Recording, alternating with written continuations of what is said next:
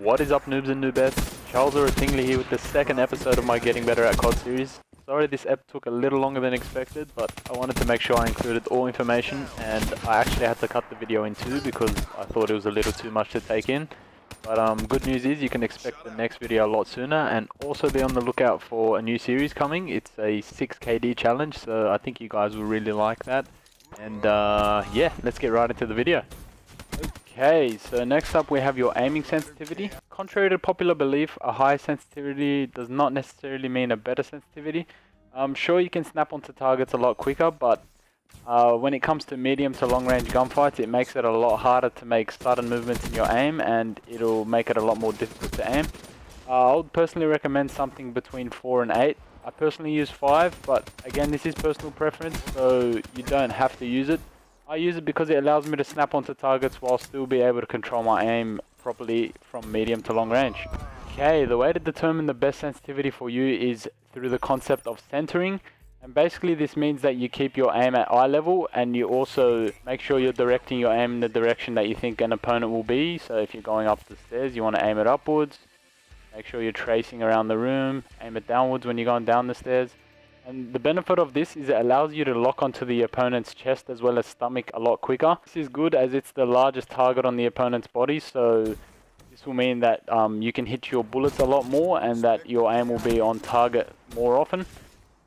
Be sure to aim for the chest and stomach. Sure, you can aim for the head as well as the legs, but they're much smaller targets, and it'll make it a lot harder for you to be accurate if you're aiming at those body parts.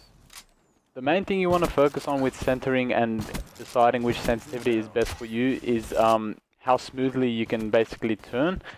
If you are jolting your aim a lot, then that just shows that the sensitivity is a little too quick for you to handle, so you definitely want to mess around with that and determine which one allows you to keep your aim nice and smooth, as this will ensure that your aim will improve in the long run. Another tip is to turn controller vibration off. A lot of pros do this, and it may not make a large difference, but it definitely does improve your aim a little. I personally do turn it off, but again, if you've become accustomed to it, then you don't have to, but in my opinion, it does help out a little. Okay, my next tip is to ensure that target assist as well as aim assist are enabled. So basically, if you're aiming at or near an enemy, your aim will kind of stick to them or magnetize to them, and the whole purpose of this is to help us console guys aim a lot better with this joystick. And unfortunately for you PC guys, you don't have aim assist, but you don't really need it because it's a lot easier to aim with a mouse anyway. Alright, next up we have your gun sights. The type of sight that you have on your gun can make a big difference with your aim. Some guns don't really have a good default sight, so you definitely want to play around with the different sights that are provided to you by Treyarch in Black Ops 3.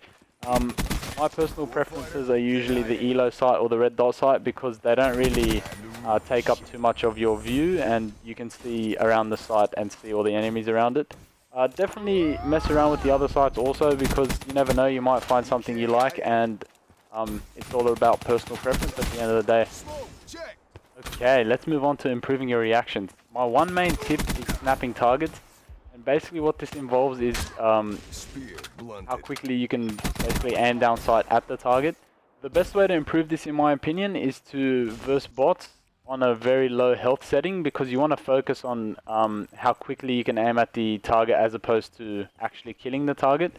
The following are a few examples of me snapping the targets. Hopefully you kind of understand the concept I'm trying to get into your guys' mind. You just want to continue sprinting around, and as soon as you see an enemy, just quickly aim down sight at them and shoot them. This will get you used to reacting quickly when you see enemies online, and it'll definitely improve your reaction speed, so I would definitely recommend practicing it. I'd recommend playing on Nuketown if you have it, and put about 4 to 6 bots. Make sure radar is off, because then you'll know where all the bots are and you don't want that. And yeah, just continue sprinting around, continue locking your aim on as quickly as possible, and keep practicing. Anyways guys, that's pretty much it for the tips for this video. Improving your aim and your reaction time will take practice, but hopefully the tips I gave you guys will speed up the process and will allow you to own noobs a lot sooner. Be on the lookout for the next episode, which is winning more gunfights. I think you guys will really like that episode, and it's jam-packed with a lot of tips. Anyways, that's pretty much it. If you have any constructive criticism or ideas for future videos, be sure to let me know in the comment section below.